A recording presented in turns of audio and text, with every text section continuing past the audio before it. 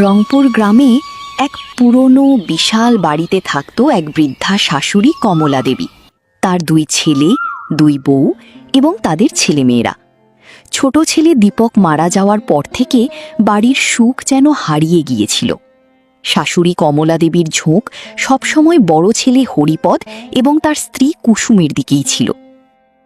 মা, আপনি আর কতদিন এভাবে চুপ করে থাকবেন? বাড়ির খরচ দিন দিন বেড়েই চলেছে, তার উপর মায়া আর তুলির খরচও আমাদেরই চালাতে হচ্ছে। তুলি তো এখন বড় হচ্ছে, এত পড়াশোনা করিয়ে কি হবে?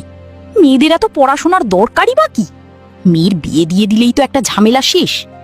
কুসুম ঠিকই বলছে আম্মা, ক্ষেতের আয়ও আগের মতো নেই। এত মানুষের খরচ আমার পক্ষে চালানো সম্ভব না।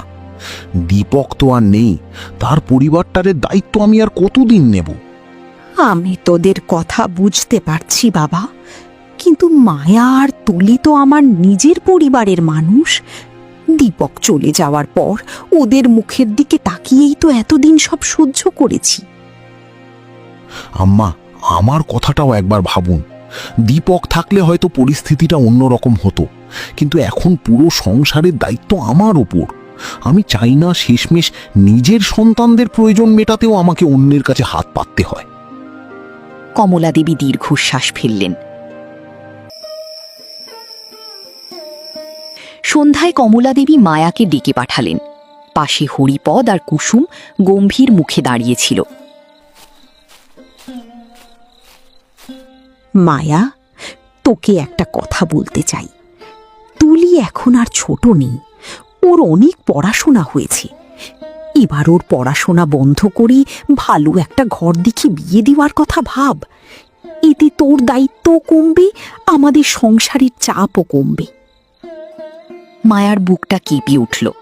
সে কিছুক্ষণ মাথা নিচু করে রইল, তারপর চোখের জল মুছে ধীরে ধীরে বলল, মা, আপনি এমন কথা বলছেন? দীপক যাওয়ার আগে আমার হাত ধরে শুধু একটা কথাই বলেছিল, মায়া, তুলিকে মানুষের মতো মানুষ করো, ও যেন নিজের পায়ে দাঁড়াতে পারে। আমি কি করে ওর শেষ ইচ্ছেটুকু ভেঙে দিই? শেষ ইচ্ছা দিয়ে সংসার চলে না মায়া। পেটে ভাত না থাকলে স্বপ্ন দিয়ে মানুষ বাঁচে না। যদি এতই জেদ থাকে, তাহলে নিজের ব্যবস্থা নিজেকেই করতে হবে। কাল সকাল থেকে এই বাড়িতে তোমাদের আর কোনো জায়গা নেই। উত্তর মাঠের ওই পাথরে পরিত্যক্ত জমিটা পড়ে আছে, সেখানে গিয়ে যা খুশি করো, কিন্তু আমাদের ঘাড়ে আর তোমাদের দায়িত্ব থাকবে না। মায়ার চোখ বেয়ে টুপটুপ করে জল পড়তে লাগল। ছোট্ট তুলি মায়ের আঁচল শক্ত করে ধরে দাঁড়িয়ে রইল।